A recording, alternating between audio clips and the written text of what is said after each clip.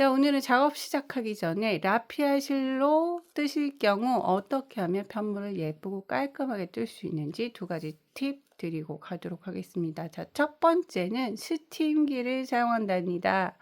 자, 라피아 실로 작업을 하시게 되면은 보통 편물이 좀 쪼그라드는 경우도 많이 생기고요. 이렇게 꾸깃꾸깃한 현상이 생길 수가 있습니다. 그래서 자, 단을 몇 개 뜨고 나서 스팀을 한번 쫙 세워 주시고 손으로 한 번만 요렇게 쫙 이렇게 눌러만 주셔도 깔끔하게 편물이 완성이 됩니다. 그래서 저 같은 경우에는 좀 귀찮아도 스팀기를 아예 세팅을 옆에 해 놓고 뜨거든요.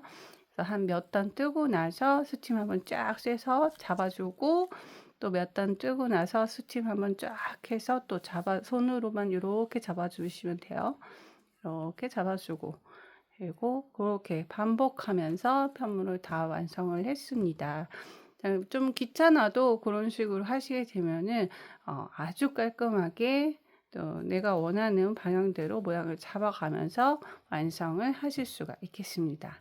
자, 두 번째는요. 아예 자, 이 라피아 실 자체가 이렇게 보시면은 실들이 좀 펴보면 널찍합니다. 이 널찍한 실들이 이 실 감기면서 좀 돌돌 말리기도 하고 조그맣게 이렇게 심하게 말려서 쪼그라든 부분도 있어요. 그래서 그걸 그냥 뜨시게 되면은 편물 사이에 약간 구멍 같은 게 벌어지는 현상이 있을 수도 있습니다. 혹은 편물이 너무 쪼그라든다든가 사이즈가 작아진다든가 그런 현상이 생겨요.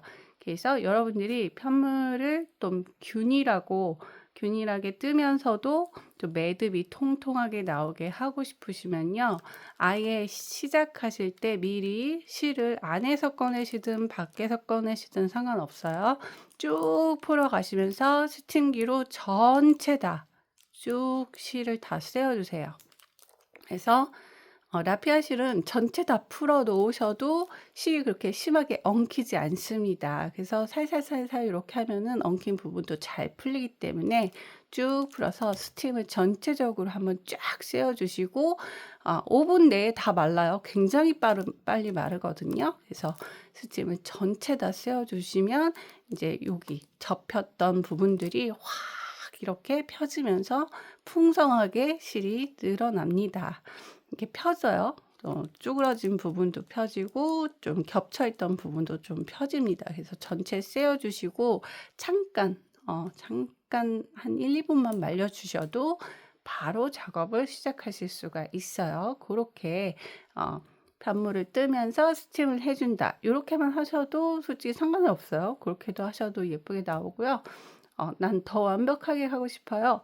매듭도 예쁘게 하고 싶어요.' 그러시는 분들은 저처럼 미리 실 다 풀어서 스팀 한번 쐬어 주시고 그리고 나서 편물 떠 가면서 스팀 한 번씩 더 해 주시면은 정말 완벽하게 깔끔한 편물로 완성을 하실 수가 있습니다.